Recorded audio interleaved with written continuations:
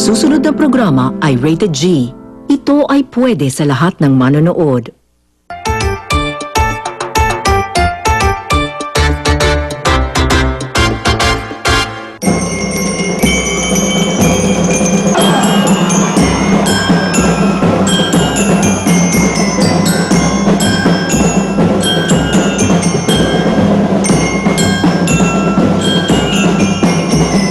Let's welcome our host, Korean foodie, Miss Grace Lee! Hello po, good morning po sa inyong lahat! Mga kapuso, annyeonghaseyo!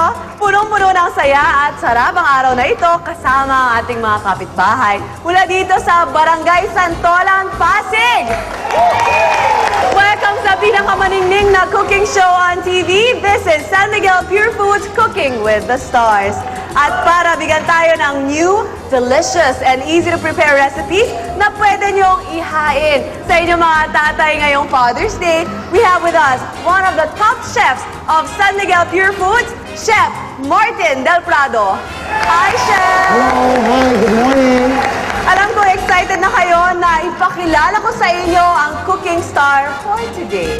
Please welcome the very beautiful, the very sexy, acclaimed actress, Alessandra De Rossi! At mga kasama rin natin sa saya ng lutuan, ang kapitbahay niyong cooking star ng barangay. Sino kaya siya? Kilalanin natin!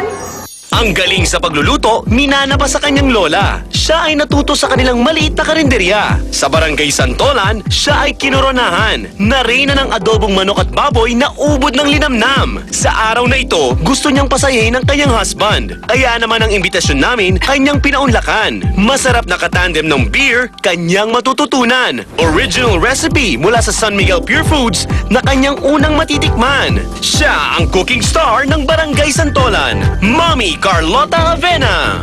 Ito na si Mommy Carlota kasama ang kanyang husband na si Edgardo San Juan. Hi, Mommy! So, ilang years na kayong kasal? 12 years na. At Mommy, ano naman ang specialty mo at nakilala ka bilang star ng barangay? Marami akong specialty. May adobo, may kare-kare. Gusto ko matikman yan, ha? At willing ka ba, Mommy, na matuto ng mga bago at delicious recipes mula kina Alex at Chef Martin? Siyempre, gusto ko matuto ng maraming mga lutuin para maipakita ko sa mga kaibigan ko at mapatikin ko sa mga barangay, sa kabarangay ko. Ayan, napakabait naman ni Mommy. Ayan, sige Mommy, chill lang muna kayo dyan, Daddy.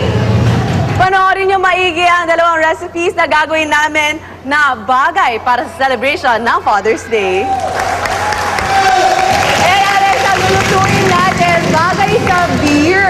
Gagawa tayo ng buffalo wings. So ang una natin gagawin yung kanyang batter. Ito yung mix na lalagyan natin ng itlog at tubig. Tapos doon natin i-dip yung ating Yes. chicken wings. So we're using our Magnolia all-purpose flour. Okay. This comes in 400 and 800 gram So ito ay packs. 800 gram Ito pack yung siya. 800 So grams, Mommy, oo. fortified with vitamin Vitamins A. A, yes.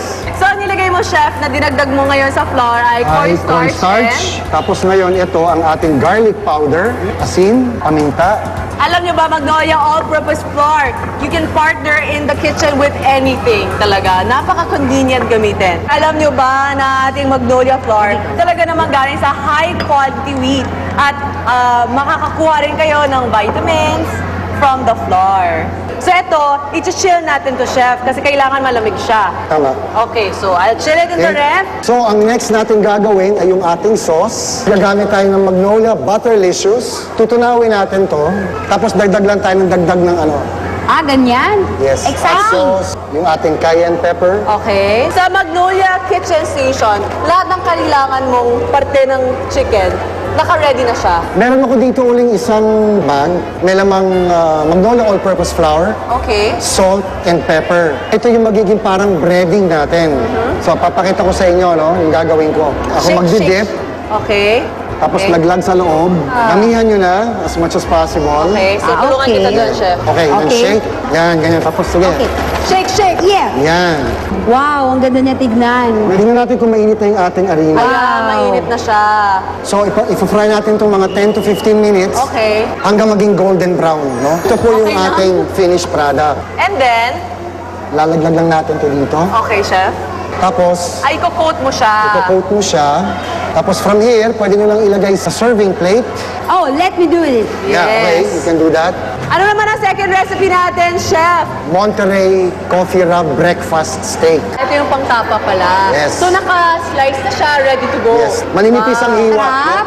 Alam niyo yung mga beef na may tatak na Monterey, sigurado pong chilled yan. Kaya makasiguro kayo sa quality at nutrition Nutrition. values na na-maintain Yes. sa ating beef. Meron tayo ditong oregano, cinnamon powder, Okay. pepper, and then At coffee.